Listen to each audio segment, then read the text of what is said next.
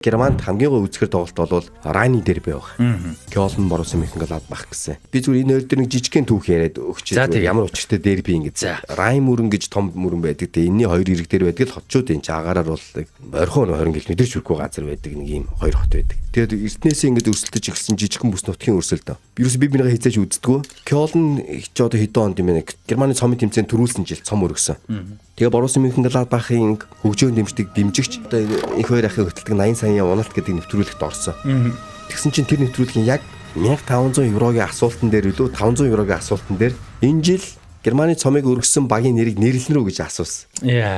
Тэгээ тэр хүн болвол хөлбөмбөг үздэг дөөрөг Gladbach-ын дэмжигч. Тэгтээ тэр багийн нэрийг нэрлээгүй мэдхгүйгээд тэр тэмцээнийг орчихсон. Яа, тийм амар зөрөөдөх тэ.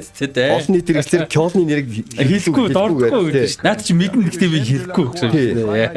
Тэгээд ингээд тэмцээн сасчихсан. Тэгээд дараа нь юуныхын Gladbach-ын тэр фэндээ удирдлийн тасалбар өгөөд асуултанд хариулсан бол авах ёстой байсан тэр 500 еврогийн өөрт нь кэшээр ингэж өгөөд удирдлийн тасалбар өгөөд тэр фаната гоё тэгж хүндэтгчээсэн.